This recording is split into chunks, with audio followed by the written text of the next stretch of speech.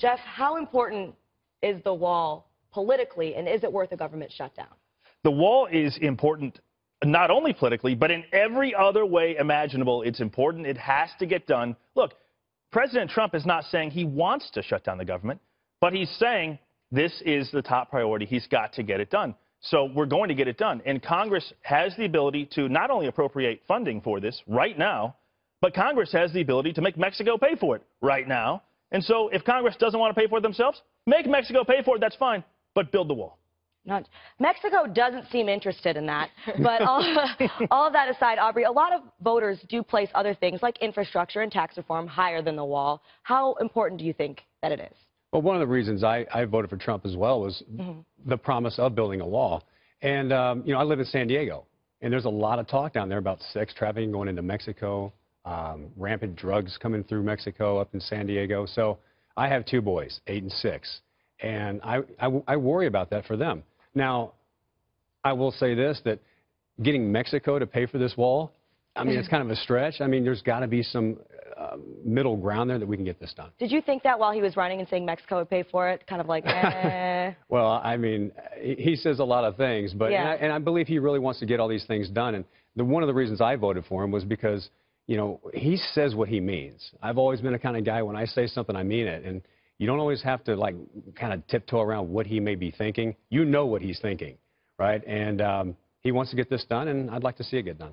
Chuck, can I ask you this? I was just going to ask. Yeah. You said that Congress is in the position to make Mexico pay for it. Can you just walk us through what that would look like kind of specifically? Yeah, and I say that because right now it's not fair that hardworking American taxpayers have to fund the cost of the illegal immigration that comes over, which is estimated by many sources to be over $100 billion a year, over $1 billion a year just for Arizona. So Congress has the ability to impose the BAT, the Border Adjustment Tax, which they've already talked about. There's $24 billion a year that flows down into Mexico.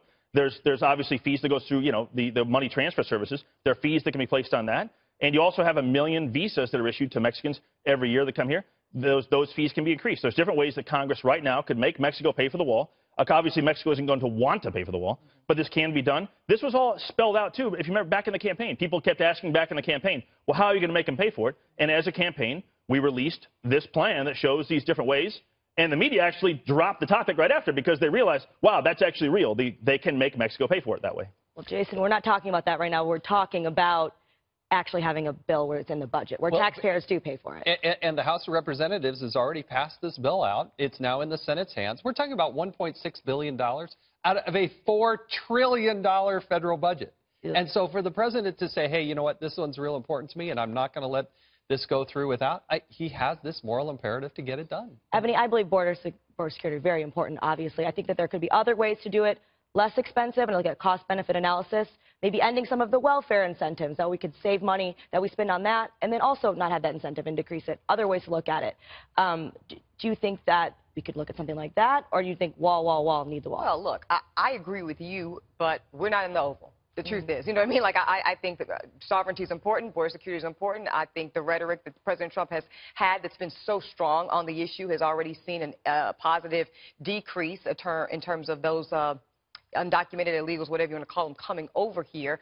But, again, he was elected. President Trump was elected. That was, I think, his primary mandate going into the Oval. So I'm not going to really criticize President Trump for moving forward with a very plainly, clearly stated agenda item. And by the way, we don't need to shut down the government. I think Paul Ryan's right. But that's in the hands of the Democrats in the Senate. This is not up to Republicans as to whether or not they're going to shut down the government.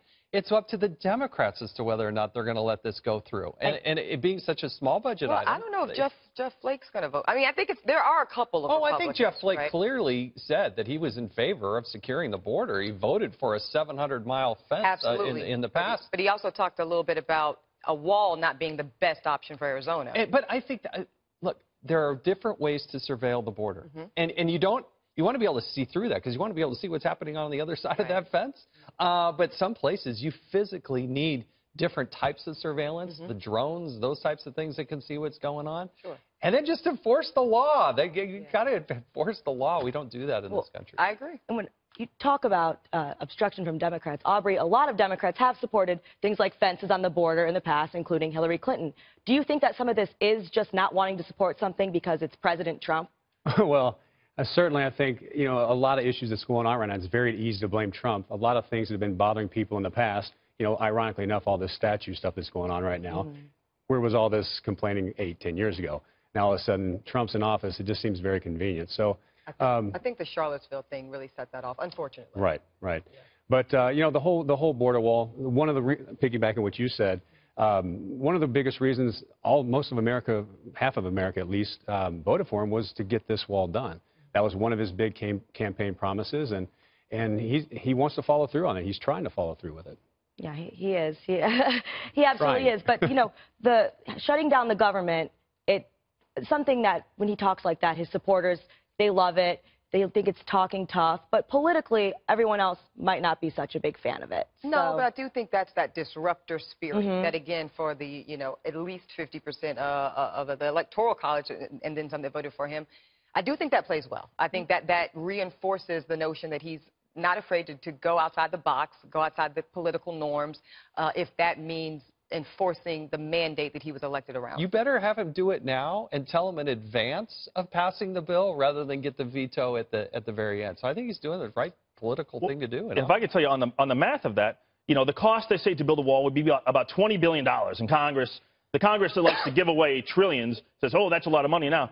But the savings is we spend over $100 billion a year on illegal immigration. So if we can spend $20 billion to save $100 billion a year, that's like me saying, hey, Jason, give me $20, and I'm going to give you back $100 a year forever after that. That's a great investment on its own, even if we paid for it. It's a great investment, and it has to get done. I'll give you the $20 in the break if that's okay. You got it. Yeah. Do you think that it will come to a shutdown? I don't think so. I don't think so because I think Congress realizes that President Trump is for real, and they need to come around. He's the president, and this is a big priority for him, and they have to deliver. So I think Congress is going to, in a game of chicken, I wouldn't go against President Trump.